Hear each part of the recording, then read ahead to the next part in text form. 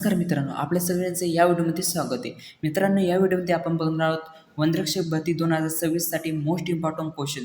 तर सगळ्यात पहिला क्वेश्चन येतो मित्रांनो, जागतिक वन्यजीव दिन कधी साजरा केला जातो? वन्यजीव दिन साजरा केला जातो मित्रांनो 3 मार्च रोजी केला जातो. बी जे आपला राईट आन्सर होईल. त्यानंतर क्वेश्चन दुसरा आहे मित्रांनो, जागतिक वन्यजीव दिन साजरा करण्याचा निर्णय कोणत्या संस्थेने घेतला? तर जी संस्था आहे मित्रांनो, त्या संस्थेचं नाव आहे संयुक्त राष्ट्र महासभा. ही संस्थाने ते वन्यजीव दिन साजरा करण्याचा निर्णय घेतला. तर बी जे आपला राईट आन्सर होईल. त्यानंतर क्वेश्चन तिसरा येतो मित्रांनो, संयुक्त राष्ट्र महासभेने जागतिक वन्यजीव दिन जाहीर करण्याचा ठराव कोणत्या वर्षी मंजूर केला?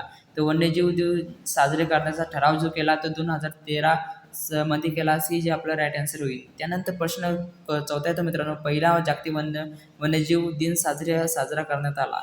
तो करण्यात आला 2014 मध्ये करण्यात आला. सी जे आपला राईट आन्सर होईल. त्यानंतर क्वेश्चन पाचवा येतो मित्रांनो, जागतिक वन्यजीव दिनाचा मुख्य उद्देश काय आहे? तर जागतिक वन्यजीव दिनाचा जो मुख्य उद्देश आहे तो आहे वन्यजीव व जैवविविधतेचे संरक्षण करणे. बी जे आपला राईट आन्सर होईल. त्यानंतर प्रश्न सहावा येतो मित्रांनो, 3 मार्च हा दिवस कोणत्या आंतरराष्ट्रीय कराराच्या स्मरणार्थ निवडला आहे? तर आंतरराष्ट्रीय कराराच्या स्मरणार्थ जो निवडलेला आहे ते CITES या आंतरराष्ट्रीय कराराच्या स्मरणार्थ निवडलेला आहे. बी जे आपला राईट आन्सर होईल. त्यानंतर क्वेश्चन सातवा येतो मित्रांनो, CITES कराराच्या स्वाक्षरी कधी झाली? तर CITES ची स्वाक्षरी झाली, म्हणजे कराराची स्वाक्षरी झाली ती झाली 1973 मध्ये झाली मित्रांनो. बी जे आपलं राईट आन्सर होईल. त्यानंतर क्वेश्चन आठवा येतो मित्रांनो, CITES चे मुख्यालय कुठे आहे? तर CITES चे मुख्यालय जे आहे मित्रांनो ते आहे जिनेवामध्ये आहे मित्रांनो. बी जे आपलं राईट आन्सर होईल. त्यानंतर क्वेश्चन 9 आहे तो मित्रांनो, भारताचे वन्यजीव संरक्षण कायदा कोणत्या वर्षी लागू झाला? तर भारतात वन्यजीव संरक्षण कायदा जो लागू झाला तो 1972 मध्ये लागू झाला मित्रांनो. बी जे आपला राईट आन्सर होईल. त्यानंतर क्वेश्चन 10 आहे तो मित्रांनो, भारताचा राष्ट्रीय प्राणी कोणता आहे? तर भारताचा राष्ट्रीय प्राणी जो आहे तो बंगालचा वाघ आहे मित्रांनो. बी जे आपला राईट आन्सर होईल. त्यानंतर क्वेश्चन 11 आहे तो मित्रांनो, भारताचा राष्ट्रीय पक्षी कोणता आहे? तर भारताचा जो राष्ट्रीय पक्षी मित्रांनो तो आहे मोर. बी जे आपला राईट आन्सर होईल. त्यानंतर क्वेश्चन 12 येतो मित्रांनो, महाराष्ट्र राज्य प्राणी कोणता आहे? तर महाराष्ट्राचा राज्य प्राणी जो आहे मित्रांनो ते शेकरू आहे. बी जे आपला राईट आन्सर होईल. त्यानंतर क्वेश्चन 13 येतो मित्रांनो, महाराष्ट्र राज्यपक्षी कोणता आहे? तर महाराष्ट्राचा राज्यपक्षी जो आहे तो हरियाल आहे मित्रांनो. बी जे आपला राईट आन्सर होईल. त्यानंतर प्रश्न 14 येतो, भारतातील व्याघ्र प्रकल्पांची संख्या सध्या किती आहे? तर भारतातील व्याघ्र प्रकल्पाची संख्या जी आहे मित्रांनो सध्या जी आहे ती 58 आहे मित्रांनो. डी जे आपला राईट आन्सर होईल. त्यानंतर 15वा क्वेश्चन येतो मित्रांनो, महाराष्ट्रात किती व्याघ्र प्रकल्प आहे? तर महाराष्ट्रात जे व्याघ्र प्रकल्प आहे मित्रांनो ते 6 व्याघ्र प्रकल्प आहे. सी जे आपला राईट आन्सर होईल. त्यानंतर क्वेश्चन 16 येतो मित्रांनो, महाराष्ट्रातील सर्वात जुना व्याघ्र प्रकल्प कोणता? तर महाराष्ट्रातील सर्वात जुना जो व्याघ्र प्रकल्प आहे तो आहे मेळघाट व्याघ्र प्रकल्प. सी जे आपला राईट आन्सर होईल. त्यानंतर क्वेश्चन 17 येतो मित्रांनो, प्रोजेक्ट टायगरची सुरुवात कधी झाली? तर प्रोजेक्ट टायगरची सुरुवात जी झाली ती 1973 मध्ये झाली मित्रांनो. बी जे आपला राईट आन्सर होईल. त्यानंतर क्वेश्चन 18 येतो, प्रोजेक्ट टायगरची सुरू करण्यामागील उद्देश काय होता? तर प्रोजेक्ट टायगर सुरू करण्याचा मागील उद्देश जो होता तो वाघांचं संरक्षण करणं हा उद्देश होता मित्रांनो. बी जे आपला राईट आन्सर होईल. त्यानंतर 19वा क्वेश्चन येतो, भारतात वन्यजीव गणना कोणत्या संस्थेची सहकार्याने केली जाते? तर भारतातील वन्यजीव गणना जी केली जाते ती या संस्थेच्या केली जाते, जी हे संस्था NTCA आणि भारतातील वन्यजीव संस्था. तर हे दोन्ही ऑप्शन जे बरोबर आहे ते सी आपला राईट आन्सर होईल. त्यानंतर क्वेश्चन 22 येतो, राष्ट्रीय व्याघ्र संवर्धन प्राधिकरणाचे संक्षिप्त रूप काय आहे? तर संक्षिप्त रूप जे आहे ते मित्रांनो ते आहे NTCA. तर जे आपला राईट आन्सर येईल ते ए येईल. त्यानंतर क्वेश्चन 21 येतो मित्रांनो, भारतात सर्वाधिक वाघ कोणत्या राज्यात आहे? तर भारतात सर्वाधिक वाघ जे आहे ते मध्य प्रदेशमध्ये आहे मित्रांनो. राईट आन्सर आपलं सी येईल. त्यानंतर क्वेश्चन 22 येतो, महाराष्ट्रातील सर्वाधिक वाघ कोणत्या व्याघ्र प्रकल्पात आहे? तर महाराष्ट्रातील सर्वाधिक वाघ जे आहे ते मित्रांनो ताडोबा जे अंधारी व्याघ्र प्रकल्पात आहे मित्रांनो. ते सी जे आपलं राईट आन्सर होईल. त्यानंतर 23वा क्वेश्चन येतो, भारतातील पहिला राष्ट्रीय उद्यान कोणता? तर भारतातील पहिला राष्ट्रीय उद्यान जो आहे तो कार्बेट आहे मित्रांनो. बी जे आपलं राईट आन्सर होईल. त्यानंतर 24वा क्वेश्चन येतो मित्रांनो, भारतातील पहिला व्याघ्र प्रकल्प कोणता? तर भारतातील पहिला व्याघ्र प्रकल्प जो आहे मित्रांनो तो आहे कार्बेट.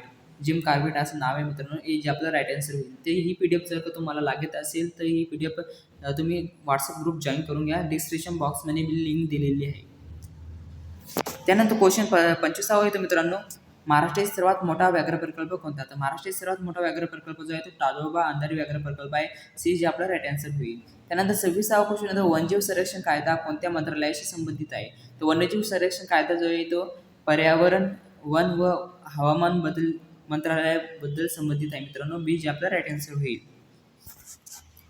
त्यानंतर क्वेश्चन 27वा येतो, जागतिक पर्यावरण दिन कधी साजरा केला जातो? तर जागतिक पर्यावरण दिन साजरा केला जातो मित्रांनो 5 जून मध्ये साजरा केला जातो. म्हणजे या दिवशी साजरा केला जातो, 5 जून रोजी साजरा केला जातो. बी जे आपला राईट आन्सर होईल. त्यानंतर 28वा क्वेश्चन येतो, जागतिक वन दिन कधी साजरा केला जातो? तर जागतिक वन दिन साजरा केला जातो 21 मार्च रोजी साजरा केला जातो मित्रांनो. बी जे आपला राईट आन्सर होईल. ही जो इम्पॉर्टंट क्वेश्चन मित्रांनो जागतिक वन दिनाचा. त्यानंतर 29वा क्वेश्चन येतो मित्रांनो, जागतिक जैवविविधता दिन कधी साजरा केला जातो? तर जागतिक जैवविविधता दिन जो साजरा केला जातो ते 22 मे रोजी साजरा केला जातो. बी जे आपला राईट आन्सर होईल. त्यानंतर 30वा क्वेश्चन येतो, जागतिक जल दिन कधी साजरा केला जातो? तर जागतिक जल दिन जो साजरा केला जातो मित्रांनो तो केला जातो 22 मार्च रोजी साजरी केला जातो मित्रांनो. बी जे आपला राईट आन्सर होईल. त्यानंतर 31वा क्वेश्चन येतो मित्रांनो, महाराष्ट्रातील राज्य प्राणी कोणता आहे? तर महाराष्ट्रातील राज्य प्राणी जो आहे मित्रांनो शेकडो आहे, आपल्या सगळ्यांना माहिती. बी जे आपला राईट आन्सर होईल. त्यानंतर 32वा क्वेश्चन येतो, महाराष्ट्रातील राज्यपक्षी कोणता? तर महाराष्ट्रातील राज्यपक्षी जो आहे तो हरियाल मित्रांनो. बी जे आपला राईट आन्सर होईल. त्यानंतर 33वा क्वेश्चन येतो, वन्यजीव संरक्षणासाठी भारतातील प्रमुख कायदा कोणता? तर वन्यजीव संरक्षणासाठी भारतातील प्रमुख कायदा जो आहे मित्रांनो तो वन्यजीव संरक्षण अधिनियम 1972 मध्ये. तर बी जे आपला राईट आन्सर होईल. ही कायदा आहे मित्रांनो. तर त्यानंतर 34वा क्वेश्चन येतो, भारतातील सिंह प्रामुख्याने कुठे आढळतात? तर भारतातील सिंह जे प्रामुख्याने आढळतात ते आढळतात गिरमध्ये आढळतात. ए जे आपला राईट आन्सर होईल. त्यानंतर 35वा क्वेश्चन येतो मित्रांनो, भारतातील एकशिंगी गेंडा प्रामुख्याने कुठे आढळतो? तो भारतातील एकशिंगी गेंडा जो प्रामुख्याने आढळतो तो काझीरंगामध्ये आढळतो मित्रांनो. बी जे आपला राईट आन्सर होईल. त्यानंतर 36वा क्वेश्चन येतो, भारतातील हत्ती प्रकल्पाला काय म्हणतात? तर भारतातील हत्ती प्रकल्पाला जे म्हणतात मित्रांनो ते म्हणतात प्रोजेक्ट एलिफंट. तर बी जे आपला राईट आन्सर होईल. त्यानंतर 37वा क्वेश्चन येतो, प्रोजेक्ट एलिफंट कोणत्या वर्षी सुरू झाला? तर प्रोजेक्ट एलिफंट जो सुरू झाला मित्रांनो ते झाला 1992 मधील सुरू झाला मित्रांनो. बी जे आपला राईट आन्सर होईल. त्यानंतर 38वा क्वेश्चन येतो, वन्यजीव संरक्षणाचा मुख्य उद्देश कोणता? तर वन्यजीव संरक्षणाचा मुख्य उद्देश जो आहे मित्रांनो तो आहे जैवविविधतेचे संरक्षण करणे. तर हा मुख्य उद्देश आहे मित्रांनो. बी जे आपला राईट आन्सर होईल. त्यानंतर 39वा क्वेश्चन आहे मित्रांनो, भारतातील वाघांची अधिकृत गणना किती वर्षांनी केली जाते? तर भारतातील वाघांची अधिकृत जनगणना जी केली जाते मित्रांनो तो दर 4 वर्षांनी केली जाते मित्रांनो. तर सी जे आपला राईट आन्सर होईल. त्यानंतर 40वा क्वेश्चन येतो मित्रांनो, जागतिक वन्यजीव दिनाचा मुख्य उद्देश मुख्य संदेश काय आहे? तर मुख्य संदेश जो आहे मित्रांनो तो आहे वन्यजीवांचे संरक्षण आणि संवर्धन. हा मुख्य संदेश आहे मित्रांनो. तर 40वा क्वेश्चन आपल्या इथे समाप्त होतो. याच्यानंतर बघूया आपण प्रदूषणावर काही क्वेश्चन. ठीक आहे. प्रदूषणावर पहिला क्वेश्चन येतो मित्रांनो, प्रदूषण म्हणजे काय? तर प्रदूषण म्हणजे मित्रांनो पर्यावरणातील हानिकारक बदल. तर बी जे आपला राईट आन्सर होईल. त्यानंतर प्रश्न दुसरा आहे, तो प्रदूषणाचे प्रमुख प्रकार किती आहेत? तर प्रदूषणाचे प्रमुख प्रकार जे आहे ते 4 आहे मित्रांनो. सी जे आपला राईट आन्सर होईल. त्यानंतर क्वेश्चन तिसरा आहे तो मित्रांनो, खालीलपैकी कोणता प्रदूषणाचा प्रकार नाही? तर खालीलपैकी जो प्रदूषणाचा प्रकार नाही तो गुरुत्वाकर्षण प्रदूषण नाही मित्रांनो. डी जे आपला राईट आन्सर होईल.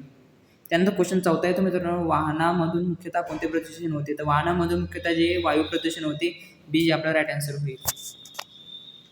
त्यानंतर क्वेश्चन 5वा येतो, कारखान्याचे सांडपाणी मुख्यतः कोणते प्रदूषण निर्माण करते? तर कारखान्याचे सांडपाणी मुख्यतः जे प्रदूषण निर्माण करते मित्रांनो ते केले जल प्रदूषण. हे जे आपला राईट आन्सर होईल. त्यानंतर क्वेश्चन 6वा येतो, मोठ्या आवाजामुळे कोणते प्रदूषण होते? तर मोठ्या आवाजामुळे होते ते ध्वनी प्रदूषण होते मित्रांनो. बी जे आपला राईट आन्सर होईल. त्यानंतर क्वेश्चन 7वा येतो मित्रांनो, जमिनीत रासायनिक खतांचा आणि वापर केल्यामुळे कोणते प्रदूषण होते? जमिनीत खतांचा वापर केल्यामुळे रासायनिक तर ते जे प्रदूषण होते मित्रांनो ते मृदा प्रदूषण होते. बी जे आपला राईट आन्सर होईल. त्यानंतर क्वेश्चन येतो आपला, ऑल्मोस्टिक ॲसिड रेन मुख्यतः कशामुळे होते? तर ती होती मित्रांनो सल्फर डायऑक्साईड और नायट्रोजन ऑक्साईडमुळे. तर बी जे आपला राईट आन्सर होईल. त्यानंतर क्वेश्चन 9 येतो मित्रांनो, सूर्यप्रकाशामधील घातक आणि तेज किरणामुळे UV रेज पृथ्वीवरील सजीवांचे संरक्षण कोणता थर करतो? तो जो थर करतो मित्रांनो त्याला आपण ओझोन थर म्हणतो, ओझोन लेअर बोलतो. तर हे जे आपलं राईट आन्सर होईल. क्वेश्चन 10 येतो मित्रांनो, ओझोन थराच्या ह्रास मुख्यतः कोणता वायू कारणीभूत येतो? तो वायू जो कारणीभूत आहे मित्रांनो CPS वायू कारणीभूत आहे त्याला आपण बोलतो फ्लोरोकार्बन बोलतो आपण. जे आपलं राईट आन्सर येईल ते येईल. त्यानंतर क्वेश्चन 11 येतो मित्रांनो, जागतिक पर्यावरण दिन कधी साजरा केला जातो? तर जागतिक पर्यावरण दिन जो साजरा केला जातो मित्रांनो 5 जून रोजी साजरी केला, तो बी जे आपलं राईट आन्सर होईल. त्यानंतर क्वेश्चन 12 आहे तो मित्रांनो, भारतात पर्यावरण संरक्षण अधिनियम कोणत्या वर्षी लागू झाला? तर भारतात पर्यावरण संरक्षण अधिनियम जो लागू झाला तो 1986 मध्ये लागू झाला मित्रांनो, जे आपला राईट आन्सर येईल ती सी येईल. त्यानंतर क्वेश्चन 13 आहे तो मित्रांनो, केंद्रीय प्रदूषण नियंत्रण मंडळाचे संक्षिप्त रूप काय आहे? तर केंद्रीय प्रदूषण मंडळाचे संक्षिप्त रूप जे आहे ते मित्रांनो ते आहे CPCB. तर आपला राईट आन्सर येईल ते ए येईल. त्यानंतर क्वेश्चन 14 आहे तो मित्रांनो, महाराष्ट्र प्रदूषण नियंत्रण मंडळाचे संक्षिप्त रूप काय आहे? तर महाराष्ट्र प्रदूषण नियंत्रण जे रूप आहे मित्रांनो संक्षिप्त रूप ते आहे MPCB. तर आपले राईट आन्सर ए येईल. त्यानंतर क्वेश्चन 15 येतो, भारतात केंद्रीय प्रदूषण नियंत्रण मंडळाची स्थापना कोणत्या वर्षी झाली? तर भारतात केंद्रीय प्रदूषण नियंत्रणाची मंडळाची स्थापना झाली ती 1974 मध्ये झाली मित्रांनो, ए जे आपला राईट आन्सर होईल. त्यानंतर क्वेश्चन 16 येतो, जल प्रदूषण प्रतिबंध नियंत्रण अधिनियम कोणत्या वर्षी लागू झाला? तर जो अधिनियम लागू झाला मित्रांनो तो 1974 मध्ये लागू झाला, बी जे आपला राईट आन्सर होईल. त्यानंतर क्वेश्चन 17 येतो मित्रांनो, वायू प्रदूषण प्रतिबंध नियंत्रण अधिनियम कोणत्या वर्षी लागू झाला? तर वायू प्रदूषण प्रतिबंध व नियंत्रण जे अधिनियम लागू झाला मित्रांनो तो झाला 1981 मध्ये, बी जे आपला राईट आन्सर होईल. त्यानंतर 18 क्वेश्चन येतो, हरितगृह परिणामासाठी जो प्रमुख वायू कोणता आहे? तर प्रमुख वायू जो आहे मित्रांनो तो आहे CO2, ज्याला आपण कार्बन डायऑक्साईड म्हणतो. तर ए जे आपला राईट आन्सर होईल. त्यानंतर 19वा क्वेश्चन येतो, जागतिक तापमानवाढीचे प्रमुख कारण काय आहे? कोणते? तर प्रमुख कारण जे आहे ते हरितगृह वायू. तर आपलं जे राईट आन्सर येईल ते ए येईल. त्यानंतर 20वा क्वेश्चन येतो, ध्वनी प्रदूषणाची तीव्रता कोणत्या एककात मोजली जाते? तर ध्वनी प्रदूषणाची तीव्रता जी एककात मोजली जाते ती डेसिबल DB म्हणतो आपण त्याला, बी जे आपलं राईट आन्सर होईल. त्यानंतर 21वा क्वेश्चन येतो, खालीलपैकी कोणता हरितगृह वायू आहे? तर खालीलपैकी जो हरितगृह वायू आहे मित्रांनो कार्बन डायऑक्साईड आहे, मिथेन आहे, नायट्रॉन डायऑक्साईड आहे, वरील सर्व जे आहे ते हरितगृह वायू आहे मित्रांनो. त्यानंतर 22वा क्वेश्चन येतो, वृक्षारोपणामुळे कोणते प्रदूषण कमी होण्यास मदत होते? तर वृक्षारोपणामुळे जे प्रदूषण होते कमी होण्यास जी मदत होते मित्रांनो ती होते वायू प्रदूषण, ध्वनी प्रदूषण आणि मृदा प्रदूषण. हे वरील ऑप्शन जे सगळे कमी होतात मित्रांनो, होण्यास मदत होते वृक्षारोपणामुळे. त्यानंतर आपला क्वेश्चन येतो मित्रांनो 23वा क्वेश्चन येतो, प्लास्टिक व कचऱ्यामुळे मुख्यतः कोणते प्रदूषण होते? तर प्लास्टिक व कचऱ्यामुळे जे मुख्यतः प्रदूषण होते मित्रांनो ते होते मृदा व जल प्रदूषण होते, हे जे आपला राईट आन्सर होईल. त्यानंतर 24वा क्वेश्चन येतो, रेड्यूस रियूज रिसायकल या संकल्पनेचे काय म्हणतात? तर या संकल्पनेचे जे म्हणतात मित्रांनो ते म्हणतात 3R तत्व. तर ए जे आपला राईट आन्सर होईल. त्यानंतर 25वा क्वेश्चन येतो, प्रदूषण नियंत्रणासाठी सर्वात प्रभावी उपाय कोणता? तर प्रभावी उपाय जो आहे मित्रांनो प्रदूषण नियंत्रणासाठी तो आहे वृक्षारोपण, झाडे लावणे. तर हा जो आहे प्रमुख उपाय आहे मित्रांनो, बी जे आपला राईट आन्सर होईल. त्यानंतर 26वा क्वेश्चन येतो, जल प्रदूषणामुळे सर्वाधिक परिणाम कशावर होतो? जल प्रदूषणामुळे जो होतो परिणाम होतो जो जलच्या सजीवांवर होतो मित्रांनो, ए जे आपला राईट आन्सर होईल. त्यानंतर 27वा क्वेश्चन येतो, भारतातील राष्ट्रीय हरित लवाद NGT ची स्थापना कोणत्या वर्षी झाली? तर राष्ट्रीय हरित लवादची स्थापना जी झाली मित्रांनो ते 2010 मध्ये झाली. आपलं राईट आन्सर बी येईल. त्यानंतर 28वा क्वेश्चन, स्वच्छ हवा कार्यक्रम NCAP कोणत्या प्रदूषणाशी संबंधित आहे? तर तो प्रदूषणाशी संबंधित आहे मित्रांनो ते वायू प्रदूषणाशी संबंधित आहे, ए आपला राईट आन्सर होईल. त्यानंतर 29वा क्वेश्चन येतो, कचऱ्याचे वर्गीकरण केल्यास काय फायदा होते? तो कचऱ्याचे वर्गीकरण केल्यास जो फायदा होतो मित्रांनो तो पूर्ण वापर होतो मित्रांनो, तर पूर्ण वापर सुलभ होतो, तर ए जे आपला राईट आन्सर होईल. त्यानंतर लास्ट क्वेश्चन येतो आपल्या मित्रांनो, प्रदूषण नियंत्रणासाठी प्रत्येक नागरिकाने काय करावे? तर प्रदूषण नियंत्रणासाठी प्रत्येक नागरिकाने जे करावे वृक्षारोपणाचे व पर्यावरणाचे संरक्षण करावे मित्रांनो. तर आपल्याला व्हिडिओ आवडला असेल तर लाईक, शेअर व सबस्क्राईब करा.